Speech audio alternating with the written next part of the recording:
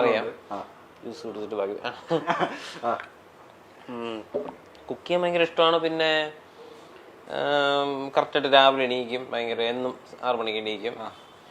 പിന്നെ ഒരു പത്രം അച്ഛൻ തന്നെ ആദ്യം വായിക്കണം, അങ്ങനെയൊക്കെ ഉണ്ട്. പത്രം എടുത്തുകൊണ്ട് കാണാം. എന്നിട്ട് അവിടെ പിന്നെ കറക്റ്റ് ഓൺ ടൈമാണ് എല്ലാ കാര്യങ്ങളും. ഫുഡൊക്കെ പഞ്ച്വാലിറ്റിയാണ്. ബ്രേക്ക്ഫാസ്റ്റ് 8:30 കഴിക്കും, ലഞ്ച് 12:30, 11 മണിക്ക് എന്തെങ്കിലും വരും. അപ്പൊ അങ്ങനെയൊക്കെയാണ് അത്. ഞാൻ അതുപോലെയൊക്കെ തന്നെയാണ്. ഇല്ല, അത് ഞാൻ എനിക്ക് എണീക്കണമെന്നുണ്ടെങ്കിൽ എണീക്കണമെന്റെ ആവശ്യം ഉണ്ടെങ്കിൽ ഞാൻ 4 മണി 5 മണിയൊക്കെ എണീക്കും.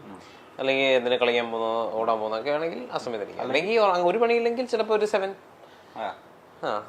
മോശമല്ല. ഞാൻ അങ്ങനെ ലേറ്റ് ആയിട്ട് ഉറങ്ങാൻ പറ്റത്തില്ല. എനിക്ക് ഒരു ടൈം കഴിഞ്ഞാൽ ഉറങ്ങാൻ പറ്റില്ല. 7:30 വരെ ഉറങ്ങത്തുള്ളൂ മാക്സിമം.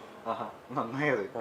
സ്നേഹം കൂടുമ്പോ എന്റെ അച്ഛൻ എന്നെ ഡാഷ് എന്നും ദേഷ്യം വരുമ്പോ എന്നെ ഡാഷ് എന്നും വിളിക്കും. അങ്ങനെ സ്നേഹം എപ്പോഴും മക്കളെ എന്നാണ് വിളിക്കുന്നത്. മക്കളെ മോനെ അങ്ങനെയൊക്കെ തന്നെയാണ് വിളിക്കുന്നത്. നീ ദേഷ്യം വരുന്ന സമയത്ത് അപ്പോഴും മക്കളെ തന്നെ വിളിക്കുക? എന്താണ് വിളിക്കുന്നത് ഇങ്ങനെ ആലോചിക്കുക. ഇടാ അച്ഛന് ദേഷ്യം വരുത്തുന്ന കാര്യങ്ങൾ എന്തൊക്കെയാ? അച്ഛന് ദേഷ്യം വരുന്നത്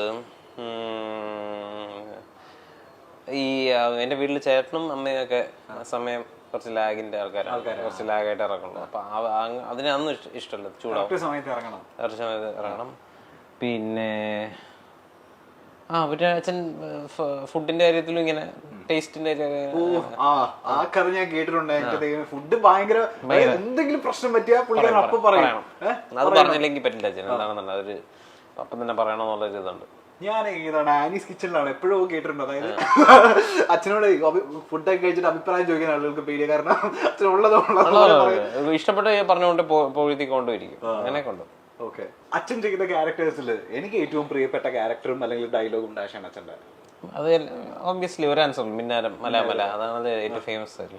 മലയല്ല, കുന്ന് കുന്ന് ആ സാധനം. അച്ഛനെ ഇറിറ്റേറ്റ് ചെയ്യാനുള്ള ഏറ്റവും എളുപ്പം വഴി ഡാഷാണ്. വണ്ടി സ്പീഡിൽ ഓടിക്കുക. സ്പീഡിൽ ഓടിക്കുക ഇപ്പം അല്ല, പണ്ട് ഇഷ്ടമായിരുന്നു സ്പീഡിൽ ഓടിക്കാന്ന്. ഇപ്പൊ എന്താണെന്ന് പറഞ്ഞത് ഇപ്പൊ ഭയങ്കര പതുക്കെ പോകണമെന്നാണ്. നമുക്ക് എൻജോയ് ചെയ്ത് പോവാം, എല്ലാം കണ്ടൊക്കെ പോകണം. നമ്മൾ എന്തിനാണ് എല്ലാം കണ്ടൊക്കെ പോവാന്ന് പറയുന്നത്. സ്പീഡിൽ ഒരു 60 കൂടുതൽ പോയി കഴിഞ്ഞാൽ അപ്പൊ അച്ഛൻ, എന്റെ അച്ഛനും അമ്മയും 50 പോയാലും പ്രശ്നമാണ്. എന്തൊക്കെ പറഞ്ഞാലും അച്ഛന്റെ ഡാഷ് ക്യാരക്ടർ എനിക്ക് ഭയങ്കര ഇഷ്ടമാണ്. അച്ഛന്റെ സ്ട്രേറ്റ് ഫോർവേഡ്നെസ് ഭയങ്കര മുഖത്ത് നോക്കി പറയും, ഉള്ളതുപോലെ പറയാം. ഇപ്പൊ ഏതെങ്കിലും നമ്മളെ സിനിമ കണ്ടിട്ട് നല്ല കൂറപ്പടമായിരുന്നു കേട്ടോ ഒന്ന് പറഞ്ഞിട്ടുണ്ടോ? അയ്യോ, പറഞ്ഞിട്ടുണ്ട്. ഇഷ്ടമില്ലാത്ത ക്യാരക്ടർ എന്താ? അത് തന്നെ സെയിം കാര്യം തന്നെയാണ്. ചിലപ്പോ പറയേണ്ട ചില കാര്യങ്ങൾ ചില സ്ഥലങ്ങൾ പറയണ്ട. അപ്പൊ ഒരാളിനെ വിഷമിപ്പിക്കുകയോ അങ്ങനെ ചെയ്യണ്ടല്ലോ, പറയേണ്ട ആവശ്യമില്ല, അങ്ങ് വിട്ടേക്കാം, അത്രേ ഉള്ളൂ. അപ്പൊ അത് ചില സമയങ്ങളിൽ നമ്മൾ പിടിച്ചു വെക്കണം എന്നുള്ളൊരു ചിന്താഗതിയുണ്ട്. ഓക്കെ, എന്നെ പറ്റി മൊത്തത്തില് അച്ഛൻ ഉണ്ടായിരിക്കാൻ ചാൻസ് ഉള്ള ഒരു അഭിപ്രായം? ഞാൻ ഭയങ്കര കൊച്ചിലെ ഞാൻ ഭയങ്കര കുസൃതിയും, അപ്പം ഇപ്പോഴും അങ്ങനെ തന്നെ ആയിരിക്കും വിചാരിച്ചിരിക്കുന്നത്. ഭയങ്കര ഇല്ല, അച്ഛൻ അപ്പോഴും ഏതോ ഇന്റർവ്യൂല് തിരുത്തി പറഞ്ഞിട്ടുണ്ട്, പണ്ട് അവന് ഭയങ്കര കുരുത്തക്കേട്, പക്ഷെ ഇപ്പൊ ഒരുപാട് മാറി. ഇപ്പൊ സെറ്റിൽ പോയപ്പോ ആൾക്കാരൊക്കെ ചോദിച്ചപ്പോ ആൾക്കാരൊക്കെ ഭയങ്കര നല്ല അഭിപ്രായം. അതൊക്കെ ഉണ്ട്.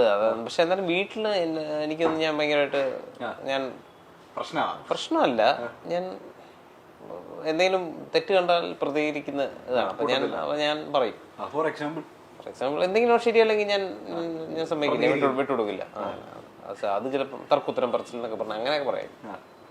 ഓക്കെ, ഇപ്പൊ അച്ഛനും മകനും അഭിനയിച്ചതിന് ശേഷം ഇപ്പൊ പ്രിവ്യൂ കാണാൻ അച്ഛനുണ്ടായിരുന്നു. പ്രിവ്യൂ കണ്ടിട്ട് അച്ഛൻ എന്താ മോന്റെ അഭിനയത്തെ നന്നായിട്ടുണ്ടെന്ന് പറഞ്ഞു. അച്ഛനും അഭിനയിച്ചുകൊണ്ട് അച്ഛൻ്റെ അഭിപ്രായം, പക്ഷെ അച്ഛൻ നന്നായിട്ടുണ്ടെന്ന് പറഞ്ഞു. പടവും നന്നായിട്ടുണ്ട്, ഞാനും എന്നെ ഇഷ്ടപ്പെടുന്നു പറഞ്ഞു. നല്ല പിടുത്തൊന്നുമില്ലെന്നൊക്കെ പറഞ്ഞു. അപ്പൊ ഡിയർ വാപ്പിയിൽ ആദ്യം അച്ഛനായിട്ട് ആരെയാ കാസ്റ്റ് ചെയ്ത്?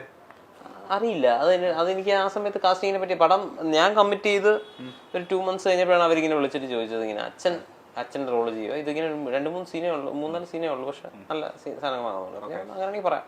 അങ്ങനെയാണ് ഞാൻ വിളിച്ച് പറഞ്ഞത്. ഇതിൽ ഏറ്റവും വലിയ കോമഡി എന്ന് വെച്ച് കഴിഞ്ഞാൽ നമ്മൾ ഓപ്പോസിറ്റ് ആയിട്ട് മദറിലോ ആയിട്ട് അഭിനയിക്കുന്ന ചേച്ചി ശ്രീരേഖ, ആ ചേച്ചിയും താങ്കൾ തമ്മിൽ വലിയ പ്രായത്തിന് വ്യത്യാസം ഇല്ല എന്നുള്ളതാണ്. ആ പുള്ളിക്കാരത്തിയാണ് നമ്മുടെ അമ്മയായിട്ട്. ചേച്ചിനെ കണ്ടാ പിന്നെ അനഘയായിട്ടുള്ള ഭയങ്കര കട്ടുമുണ്ട്. അതെ, അനഘയായിട്ട് ഭയങ്കര കട്ടുമുണ്ട്.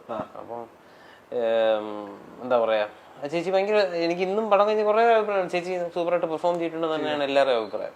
ഒരു സ്റ്റേറ്റ് അവാർഡ് വിന്നറാണ് ഫസ്റ്റ് പടത്തിലെ. അപ്പൊ പിന്നെ ഇതിന്റെ അതും സൂപ്പറായിട്ട് പെർഫോം ചെയ്തിട്ടുണ്ട്. ഈ ആദ്യം ഈ ഡയറക്ടർ പറഞ്ഞല്ലോ ശ്രീരേഖയാണ് ചേച്ചിനെ കണ്ട് ഇപ്പോഴുള്ള ഈ ചേച്ചിയാണ് നമ്മളെ മദറിലോ ആയിട്ട് അഭിനയിക്കാൻ പോകുന്നുള്ള ഒരു തോന്നലുണ്ടായ ഒരു ഫസ്റ്റ് മൊമെന്റ്. അങ്ങനല്ല, എനിക്കിങ്ങനെ സെറ്റിൽ ആദ്യം കണ്ടപ്പം ഇങ്ങനെ സ്റ്റേറ്റ് അവാർഡ് വീൽ എന്ന് പറഞ്ഞ പടത്തിന് സ്റ്റേറ്റ് അവാർഡ് കിട്ടി. വെയിൽ കണ്ടിരുന്നപ്പോ വെയിൽ കണ്ടിരുന്നു. അപ്പം സ്റ്റേറ്റ് അവാർഡ് കിട്ടി. വീൽ പിന്നെ കണ്ടത്. അത് കഴിഞ്ഞ് ഷെയ്നകത്തിന്റെ കൂടെ ഒക്കെ അഭിനയിച്ച്. അപ്പൊ ഷെയ്നൊക്കെ ഭയങ്കര പെർഫോമറൊക്കെ ആണല്ലോ. അപ്പൊ ഇനിയിപ്പോ ചേച്ചി വിചാരിക്കായിരിക്കും ഇവനാ കൂടെ അഭിനയിക്കുന്നത് അങ്ങനെയുള്ള വിചാരിക്കുമെന്ന് വിചാരിച്ചിട്ട് ഞാൻ ആദ്യം സംസാരിക്കാൻ പോയില്ല. ഭയങ്കര ബുദ്ധിയുള്ള ടീമുകൾ, ഐ മീൻ ഭയങ്കര എന്താ പറയാ സഫിസ്റ്റിക്കേറ്റഡ് ആണ്, അല്ലെങ്കിൽ കഥാപാത്രം മെത്തേഡ് ആക്ടിങ് അങ്ങനെയൊക്കെ ഞാൻ ചെന്ന് സംസാരിച്ച് ഇറിറ്റേറ്റ് ചെയ്യണമെന്നൊക്കെ വിചാരിച്ച് ഞാൻ ഒന്നും മിണ്ടിയില്ല. പിന്നെ കമ്പനി വന്നപ്പോൾ മനസ്സിലായി നമ്മുടെ ടീമാണ്, നമ്മുടെ എല്ലാ ഹ്യൂമൻ സെൻസും ഭയങ്കര ചേച്ചിയുടെ ഹസ്ബൻഡും ഒക്കെ ആയിട്ട് എല്ലാവരും നമ്മൾ ഭയങ്കര കമ്പനിയായി. ചേച്ചി ഭയങ്കര നമ്മള് ചേച്ചിന്റെ ഇപ്പൊ കൂടുതൽ അറിഞ്ഞപ്പോഴാണ് ചേച്ചി മിമിക്രി ഭയങ്കരമായിട്ട് നന്നിട്ട് മിമിക്രി പാടി അങ്ങനെ ചെയ്യുന്നത് ഒരു ഭയങ്കര കഴിവ് തന്നെയാണ്. നന്നായിട്ട് പാടും, എല്ലാം ഉണ്ട്, എല്ലാ കഴിവുകളും ഉണ്ട്. ഇനി പുറം ലോകത്തിന് അറിയാത്ത മറ്റൊരു സത്യം ഞാൻ വിടട്ടെ, നിരഞ്ജനെ പറ്റി. എന്നെ പറ്റിയാ? നിരഞ്ജൻ മോശമല്ല മിമിക്രിയിൽ, അത്യാവശ്യം നന്നായിട്ട് മിമിക്രി. ചുമ്മാ ഈ സ്കൂളിലൊക്കെ പഠിക്കുന്ന സമയത്ത് ആക്ടേഴ്സിനെ അച്ഛനെ അനുകരിച്ച് കാണിക്കുന്നു ഞാൻ അറിഞ്ഞല്ലോ. ഇല്ല ഞാൻ അനുകരിക്കുന്ന കൂടുതലും എനിക്കറിയാവുന്ന ഫ്രണ്ട്സിനെയോ അല്ലെങ്കിൽ നമുക്ക് അങ്ങനെ പരിചയപ്പെടുന്ന ആൾക്കാരെ അങ്ങനെയൊക്കെ ഇമിറ്റേറ്റ് ചെയ്യാനൊക്കെ അങ്ങനെയൊക്കെ ചെയ്യുള്ളൂ. മമ്മൂക്കനെ ഇമിറ്റേറ്റ് ചെയ്യില്ലായിരുന്നോ? ഇല്ല അത് മറ്റേ ഡബ് സ്മാഷ് ചെയ്തായിരുന്നു. അതിനകത്ത് ഞാൻ ഒന്നും ചെയ്യണ്ടല്ലോ, വാ അനക്കിയാൽ മതിയല്ലോ. പോണ കണ്ട ആ സാധനം ഇല്ല, അതൊക്കെ ഡബ് സ്മാഷ് ചെയ്ത് അയച്ചു കൊടുത്തു അങ്ങനെയൊക്കെ.